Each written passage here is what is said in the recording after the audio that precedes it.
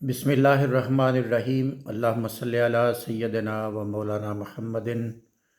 وعلی آلہ و اصحابہ و اہل بیتہ اجمعین۔ بسم اللہ الرحمن الرحیم۔ مصطفی انقلاب، جس کا نعرہ تحریک منہاج القرآن نے حضور شیخ الاسلام پروفیسر ڈاکٹر محمد طاہر القادری دامت برکاتہم کی زیر قیادت لگایا تھا، یہ نعرہ کوئی عام نعرہ نہیں ہے اور نہ ہی کوئی یہ حادثاتی نعرہ ہے، بلکہ یہ وہ نعرہ ہے جو آقا کائنات صلی اللہ علیہ وآلہ وسلم نے مکہ شریف میں لگایا اور اس پر اپنے کام کا آغاز کیا، اور بالآخر وہ نعرہ 22 لاکھ مربع میل تک سیدنا فاروق اعظم رضی اللہ تعالیٰ عنہ کے زمانے تک پھیل چکا تھا۔ سب سے پہلے جو مصطفی انقلاب ہے، جس کی دائی تحریک منہاج القرآن ہے، اور اس موجودہ صدی میں جس کے بانی ڈاکٹر محمد طاہر القادری صاحب ہیں، وہ من و ان اسی انقلاب کا نعرہ ہے جو حضور تاجدار کائنات صلی اللہ علیہ وآلہ وسلم نے مکہ میں لگایا تھا۔ آئیے ذرا غور کرتے ہیں کہ حضور نبی کریم صلی اللہ علیہ وآلہ وسلم نے جو نعرہ لگایا وہ کیا تھا، اور تحریک منہاج القرآن نے اس نعرے پر کیسے اپنی بنیاد رکھی۔ ہر چھوٹا عام آدمی بھی، تھوڑی فہم رکھنے والا بھی سمجھ جاتا ہے کہ حضور نبی کریم صلی اللہ علیہ وآلہ وسلم نے مکہ شریف میں جو سب سے پہلے نعرہ لگایا وہ لا الہ الا اللہ تھا، یعنی نبی کریم صلی اللہ علیہ وآلہ وسلم نے جو مکہ شریف کے اندر لوگ مختلف خداؤں کی پرستش کر رہے تھے، تاجدار کائنات صلی اللہ علیہ وآلہ وسلم نے ان کو یہ پیغام دیا، اللہ کا سب سے پہلا پیغام، کہ اللہ کے علاوہ کوئی معبود برحق نہیں ہے، اس کی عبادت کی طرف آ جاؤ، یہ جو تم نے خود دیم سیلوز خدا بنا رکھے ہیں، ان میں سے کوئی بھی خدا نہیں ہے۔ یعنی لا الہ الا اللہ کی دعوت حضور نبی کریم صلی اللہ علیہ وآلہ وسلم نے سب سے پہلے دی، اور منہاج القرآن نے اس صدی کے اندر اس کا نام تعلق باللہ رکھا، یعنی اللہ کی ذات پاک کے ساتھ ایک بندہ مومن کا، ایک بندے کا اپنے خالق کے ساتھ، اپنے مالک کے ساتھ کیسا تعلق ہونا چاہیے، اس کا یہ تحریک منہاج القرآن کے عناصر خمسہ میں سے پہلا نعرہ رکھا۔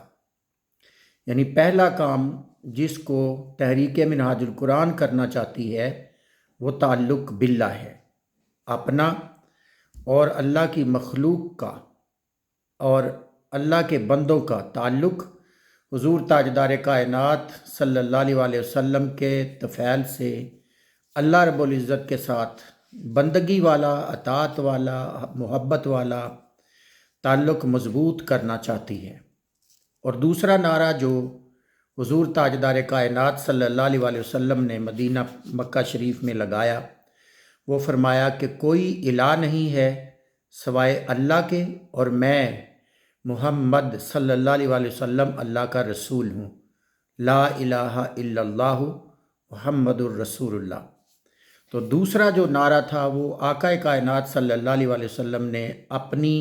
رسالت کی گواہی، رسالت کی دعوت لوگوں کو دی کہ میں اللہ کا رسول ہوں، اللہ نے مجھے رسالت دے کر بھیجا ہے، تو آپ میری رسالت کا اقرار کرو۔ تو تحریک منہاج القرآن نے جو اپنا دوسرا نعرہ رکھا وہ ربط رسالت ہے، یعنی حضور نبی کریم صلی اللہ علیہ وسلم کی سنت کی اور طریقہ نبوی کی اتباع میں تحریک منہاج القرآن امت مسلمہ کا جو تعلق حضور تاجدار کائنات صلی اللہ علیہ وسلم کے ساتھ ہونا چاہیے، جو کہ بہت زیادہ کمزور ہو چکا ہے، تحریک منہاج القرآن اس تعلق کو اثر نو استوار کرنا اور مضبوط کرنا چاہ رہی ہے۔ یعنی تحریک منہاج القرآن چاہتی ہے کہ امت مسلمہ کے دلوں کے اندر حضور نبی اکرم صلی اللہ علیہ وسلم کی محبت بہت زیادہ شدت کے ساتھ پیدا ہو، اور محبت کے نتیجے میں لوگ حضور نبی اکرم صلی اللہ علیہ وسلم کی کامل اتباع میں آ جائیں۔ حضور نبی کریم صلی اللہ علیہ وسلم کی کامل اتباع میں آنے کے ساتھ حضور تاجدار کائنات صلی اللہ علیہ وسلم کی نسبتوں کا حیا، صحابہ اکرام کی نسبت، ان کی تعظیم اور تکریم، اس لیے کہ وہ حضور کے ہمارے محبوب کے صحابہ ہیں، اور اہل بیت اطہار کے ساتھ محبت وارفتگی اور عشق اس لیے کہ حضور نبی کریم صلی اللہ علیہ وسلم کی اہل بیت ہے۔ یعنی ہر وہ چیز جس کا تعلق حضور تاجدار کائنات صلی اللہ علیہ وسلم کے ساتھ ہے،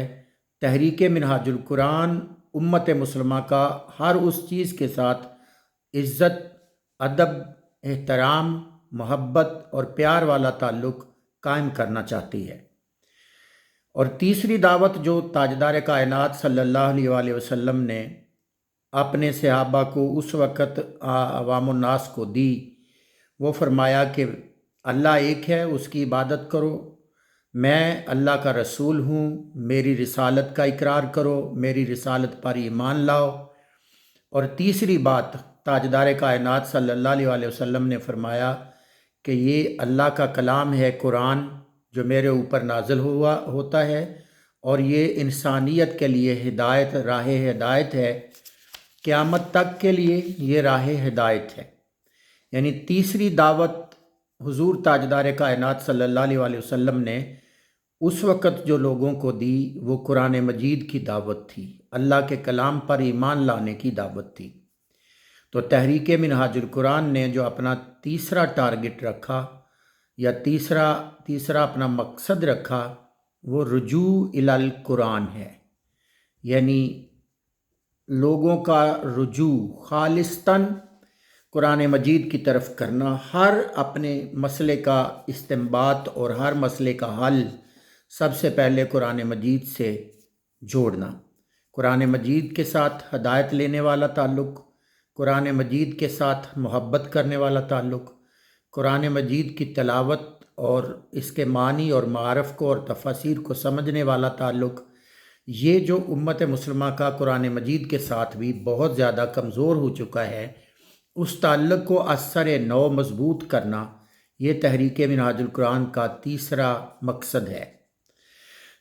جب تاجدار کائنات صلی اللہ علیہ وسلم نے لوگوں کو اللہ کی، اپنی اور قرآن مجید کی دعوت دی، تو پہلے مکہ شریف کے جو لوگ تھے وہ قبیلوں میں، برادریوں میں، گروہوں میں، مختلف مذاہب میں تقسیم تھے۔ جب انہوں نے اس دعوت کو، یعنی لا الہ الا اللہ محمد الرسول اللہ کی دعوت کو قبول کر لیا، تو وہ سارے کے سارے اجتماع اکٹھے ہو کر ایک امت بن گئے، جسے ہم امت مسلمہ کہتے ہیں۔ تو تحریک منہاج القرآن نے اس دور کے اندر اپنا چوتھا جو مقصد رکھا وہ اتحاد امت ہے۔ یعنی امت اس وقت مسلکوں میں تقسیم ہے، امت اس وقت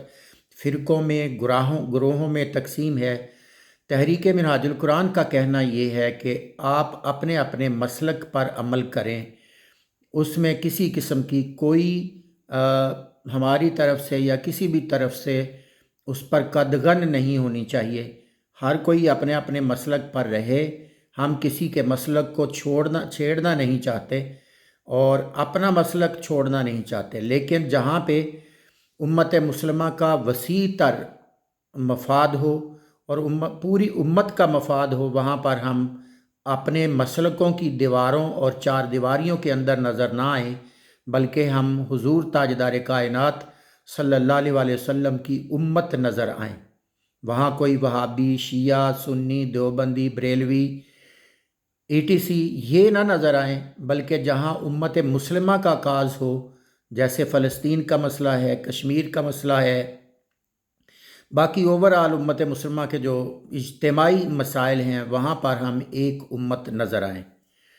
تو تحریک منہاج القرآن نے جو اپنا چوتھا ٹارگٹ رکھا وہ اتحاد امت ہے۔ اور پانچواں، آپ نے دیکھا کہ جب لوگ کثرت کے ساتھ دین کے اندر، اسلام کے اندر، حضور نبی کریم صلی اللہ علیہ وسلم کا کلمہ پڑھ کے اسلام کے اندر آ گئے، مسلمان ہو گئے۔ مکہ میں تھوڑے تھے، پھر وہ بھی ہجرت کر کے مدینہ پاک میں آ گئے، تو کچھ لوگ مدینہ میں پہلے اسلام لا چکے تھے۔ تو مدینہ میں اب جب وہ مکہ سے ہجرت کر کے مدینہ پہنچے تو مدینہ پاک کے اندر اب مسلمانوں کی الحمدللہ اکثریت ہو چکی تھی۔ جب مسلمانوں کی اکثریت ہو گئی، مسلمان ایک طاقت بن گئے، ایک سیاسی اور ایک پاورفل قوت بن گئے معاشرے کے اندر، تو بے شمار لوگ جو چھوٹے چھوٹے قبائل تھے، دوسروں سے تنگ آئے ہوئے تھے، انہوں نے جب مسلمانوں کی ایک مجتمع قوت کو دیکھا تو وہ جوک در جوک مسلمان ہونا شروع ہو گئے۔ پھر کچھ جنگیں بھی ہوئیں، جنگ بدر ہوئی، خندق ہوئی۔ اس کے بعد جوں مسلمانوں کا ایریا بڑھتا گیا، مسلمانوں کی قوت، افرادی قوت بڑھتی گئی، لوگ اور زیادہ موٹیویٹڈلی اور کثرت کے ساتھ اسلام کے اندر، اسلام کی دہلیز کے اندر، اسلام کے مشن اور پیغام کے اندر، اسلام کی جماعت کے اندر داخل ہونا شروع ہو گئے۔ اور بالآخر خلفائے راشدین، حضور نبی کریم صلی اللہ علیہ وسلم کے بعد، حضور نبی کریم صلی اللہ علیہ وسلم نے جب مدینہ شریف میں کثرت ہو گئی، مکہ بھی فتح ہو گیا، تو تاجدار کائنات صلی اللہ علیہ وسلم نے مدینہ شریف کو ریاست کا ہیڈ کیپٹل بنا کر ایک ریاست مستفوی ریاست کا یا اسلامی ریاست کی بنیاد رکھی، جس میں زندگی کے ہر شعبے کو کیسے لے کر چلنا ہے اس کو عملاً اور پریکٹیکلی سارا کچھ کر کے دکھایا۔ سربراہ ریاست کیسا ہونا چاہیے، اس کے عملی نمونے صحابہ کرام کی تربیت کر کے صدیق اکبر، فاروق اعظم، عثمان غنی، مولا علی، ان کی شکل میں امت مسلمہ کو دے دیا۔ پھر ان کا انتخاب کا طریقہ طے کر دیا، پھر ان کو گورننگ کیسے کرنی ہے، عدلیہ کا نظام کیسے ہوگا، مالیات کا نظام کیسے ہوگا، گویا کہ ہر زندگی کے ہر شعبے سے متعلقہ تاجدار کائنات صلی اللہ علیہ وسلم نے سسٹم اور نظام اپنی زندگی میں، ظاہری زندگی میں بنا کر صحابہ کرام کو اور امت مسلمہ کو اور انسانیت کے سپرد کر دیا، جس کا دنیا نے دیکھا کہ فاروق اعظم رضی اللہ تعالیٰ عنہ کے زمانے میں وہ اسلام 22 لاکھ مربع میل تک پھیل چکا تھا، اور امت مسلمہ کی مضبوط اور پاورفل جو حکومت تھی وہ قائم ہو چکی تھی، اور آدھی سرزمین پر مسلمانوں کی حکومت کا پرچم لہراتا تھا۔ تو دنیا میں آج جتنی بھی ماڈرنائزیشن ہوئی ہے، جتنے بھی سسٹمز ڈیولپ ہوئے ہیں، اگر آپ ایجوکیشن کا سسٹم لے لیں تو پیچھے اسلام کا دیا ہوا اصل سسٹم آپ کو نظر آئے گا۔ جو بھی ترقی یافتہ ممالک ہیں، آپ پولیٹیکل سسٹم لے لیں تو پیچھے اسلام کی تھیوری آپ کو نظر آئے گی۔ آپ رہنے سہنے کے نظام کو لے لیں، آپ عورت کے تقدس کو لے لیں، آپ زندگی کے کسی بھی اچھے کام کو لے لیں تو پیچھے آپ کو سائنس کی ترقی کو لے لیں، حساب کی ترقی کو، ریاضیات کی ترقی کو،